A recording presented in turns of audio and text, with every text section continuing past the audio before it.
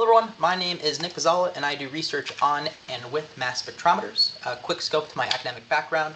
I went to a small liberal arts college, St. Olaf College, where I got my bachelor's in chemistry and philosophy. The professor I worked with was Doug Voisman for mass spectrometry. I then went to grad school at Purdue University where I joined the Scott McCluskey lab. I did some mass spec instrumentation, gas phase ion-ion reaction chemistry, some native ion parking, and some other charge tandem mass spec. Where I got my Ph.D. Incorporation of gas phase ion-ion reaction chemistries and ion parking into native mass spectrometry was my thesis.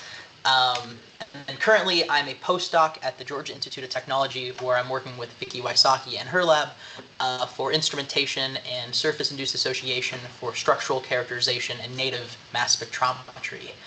And some for career goals for the future, I'd love to be a professor either at a primary undergraduate institution like I got my bachelor's at, or an R1 where I did my grad school. So tandem mass spectrometry and just mass spectrometry in general is actually a measure of mass to charge, not just mass. And for tandem, you're doing 2 rounds of mass analysis, and then you're doing usually something to those precursor ions to derive more information. So there can either be changes to mass or changes to charge. Some examples of changes to mass include this particle or precursor ion colliding with bath gas particles through multiple kind of low energy collisions to fragment that way. They can fragment hitting against a surface. They can have some electronic excitation, whether it's an ECD or an ETD. And these are really useful for structural characterization. You're starting with this precursor and you're breaking it down to these smaller pieces that you can kind of rebuild to figure out what initially you had. It's also really good for sequencing like peptides or proteins. And the other version of tandem mass spectrometry we have with permutations to charge include proton transfer reactions, electron capture to charge reductions, multiply charged ion attachment, and charge inversion were kind of my favorites. And these are really useful for when you have either extremely large or extremely largely charged species where you have this charge ambiguity problem, or for really complex mixtures with overlapping M/Z signal. And these are not really competing technologies. They should really be used together in tandem. Thank you for the pun. And we're going to be focusing just quickly on our charge ambiguity and how PTR can address these issues. So before me is a quick small spectrum that we have of some unknown protein.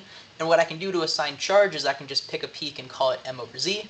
I can then pick adjacent peaks or adjacent charge states and assume that they're just different by 1 charge.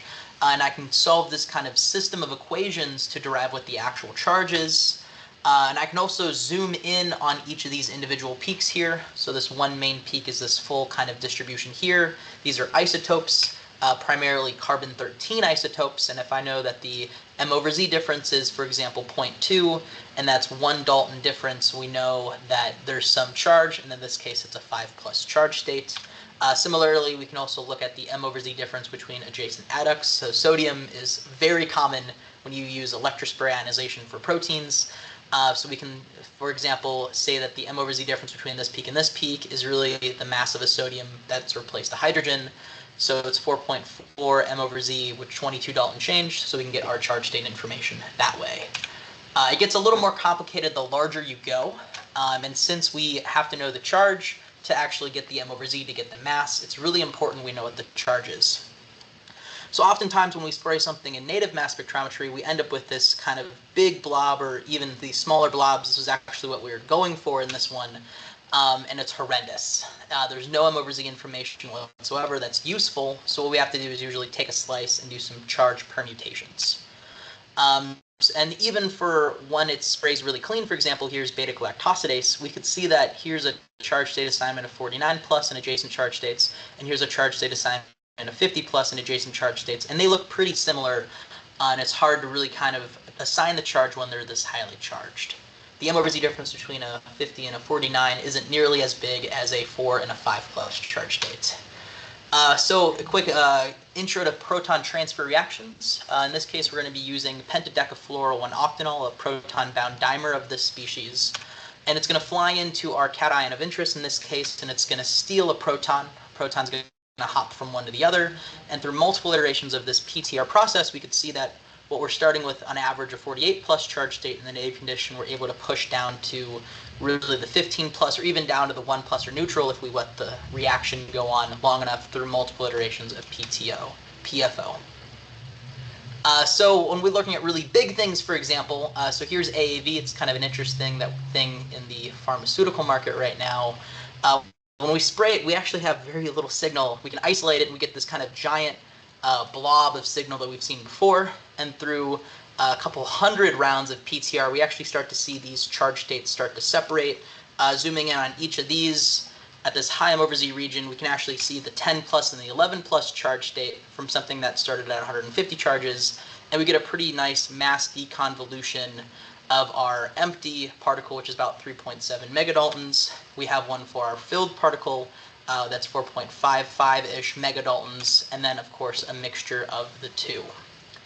It's also really good for really messy samples. So here's a degraded HPV VLP sample that we had when we sprayed it. It looked like a mess. We just kind of took this higher M over Z region of this blob.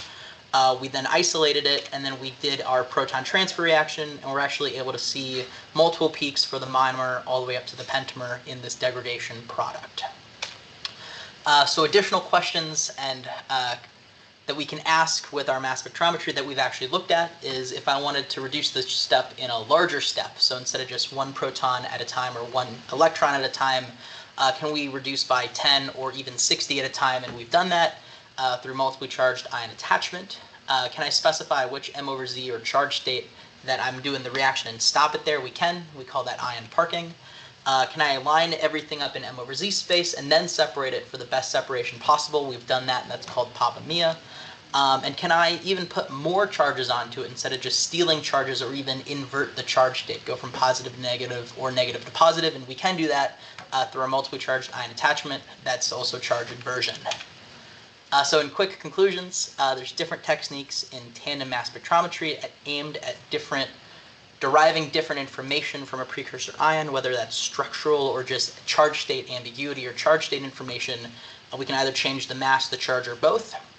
And for charge permutations, they're really useful for resolving overlapping M over Z signal from really complex mixtures, or even when you're looking at one very large thing where the charge states actually don't separate in M over Z space. Thanks.